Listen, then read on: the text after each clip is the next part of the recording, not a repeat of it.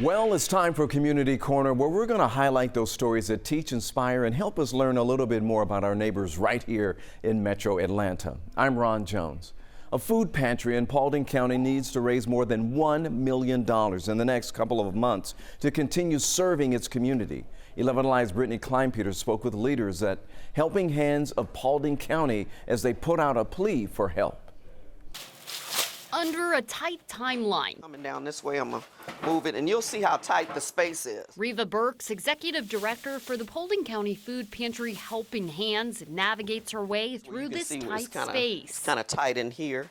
As she works to make big things happen. You know, I tell people all the time here, your family has to eat, and please, please, please don't be too proud to ask someone for help. And now she's heeding her own advice as Helping Hands of Paulding County is up against the clock. You know, we're going to have to move out of the building because, you know, the city wants to use this space.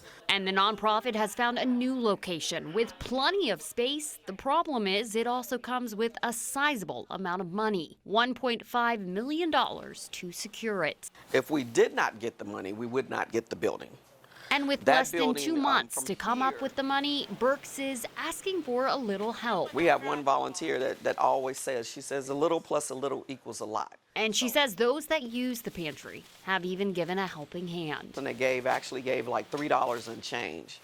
And she apologized for giving that amount of money. She says she's passionate about helping those in need because she knows what their lives are like firsthand. When I was in my 20s, you know, I had to come to a food pantry. I was living out in California. You know, I was too proud to call my parents. And while she's faced with a lot to ensure the nonprofit can continue their work, Burks says she's confident little by little they'll get their hands on their new space. In Paulding County, yeah, we have to have pantries Brittany like this Kleinpeter, around, you know, so people won't have to struggle. 11 Alive News. Right now, there's a program helping families get out of the cycle of homelessness. 11 Alive's Liza Lucas explains how the program is setting them up for long-term success. Rosalind Ridley's home is just as she likes it, neat and tidy and filled with reminders to just keep going. First night when we finally got in the door, we made pallets on the floor. We were dancing around, acting silly, and that's when I just had a final happy cry because it has been a true heart journey for me. Rosalind and her granddaughter spent months bouncing from motel to motel, unable to find a permanent place to stay. Then she learned of a program she'd never heard of before, Frontline Housing. When it comes to finding housing for families, there's a lot of barriers, and to get approved for permanent housing, you have to have good credit, good income. Executive Director Mary Grace King says even for families working full-time, it can be hard. So the nonprofit helps eligible families through those hurdles. And the support doesn't stop with a new place to live. One of the biggest things after finding stable housing is being able to stay there. And when you don't have an emergency savings, if your car breaks down, you have a sudden job loss, it's really, really hard. And so the nonprofit tackles that too through its cash transfer savings program. Once they're placed in housing, we have a cash transfer program where we give families $250 a month over 6 months, and they build in emergency savings. With the cash comes a requirement to attend classes. They taught me a lot about credit, bank accounts, 401ks. All of which lays a critical foundation.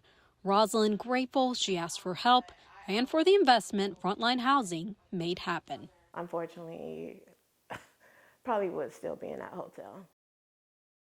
Nearly 7 million people are living with dementia in the United States. So that number is expected to grow by 9 million by 2030. And so much is lost with every single new diagnosis as people start to lose parts of themselves. But our 11 Alive's Caitlin Ross shows us how one woman is creating a brand new landscape. Looking back on life, thank you. It's easy to see all that's been lost. Now I know. But for Consuelo Niño Delgado, there's so much that remains. Hello.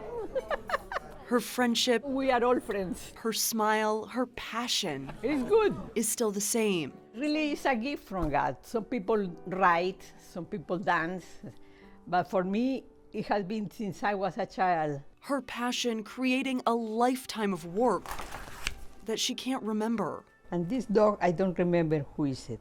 Her masterpieces forgotten. I take medicine for Alzheimer's, but it doesn't bother with the painting. Alzheimer's, the disease, colors everything. Where the moon is. The sky, okay. But it can't take her faith. It's a gift from God. I thank Him for this ability. And it can't touch her technique. This lady's really got some talent here, so I just kept challenging her. Coventry Place activity director Colleen Lansonby noticed Consuelo. I'm so amazed by what she can still do. You know, even though she's got Alzheimer's, you would never know it with her paintings. I really love the color. Consuelo stopped painting when she was first diagnosed with Alzheimer's disease. Her canvas blank. Colleen inspired her to pick up her brush. There you go. Hey, we make a good team. The two working together every day now to create a new landscape. The walls just kept filling up, and so now she jokes about it and says, this is my studio. Though her memories may fade, We can understand each other. I can ask her for anything, and she helps me. Consuelo remains bold. Beauty, love, compassion, and every day is a blessing. Every day creating a new masterpiece to remember Consuelo by. Meow. A new way to remember herself. I am happy because I am able to do it. One of Georgia's biggest film festivals is underway right now. It's the 24th annual Atlanta Jewish Film Festival. So it's going to include dozens of domestic and international movies which explore the themes of history, identity, and culture. And this year's festival runs through February 26th in theaters, and it will be streamed through March 7th. Teaching with Tech. One of Atlanta's Year of the Youth initiatives is hoping to take kids to the next level. 11 Alive's Joe Ripley stopped by the city's esports lab to see who's got game. I grew up in Mechanicsville, on southwest Atlanta. Royal Spence has dreams to play on the hard court. Inspired by his little brother, striving for greatness means more than a game. When I play games, I don't feel stressed. I just feel like an escape, like you said. An escape from the alternative. It's either death or jail. And I just don't want to be dead or in jail. It's a harsh reality. It's true. I done seen it with my own 2 eyes. The city of Atlanta opened its first esports lab here at the Thomasville Rec Center in October. Already, still in its first year, the program has over 55 participants. You know, it's not just coming and sitting by yourself at a computer. It's about learning. It's about building skills, and that's why these places are essential. They bring kids together.